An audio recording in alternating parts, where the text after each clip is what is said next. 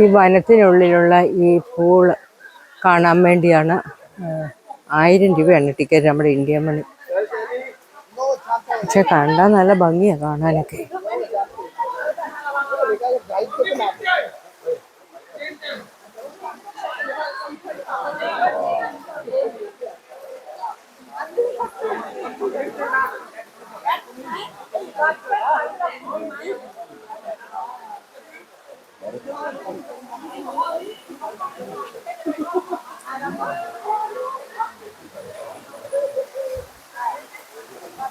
നല്ല ഒഴുകുന്ന വെള്ളം,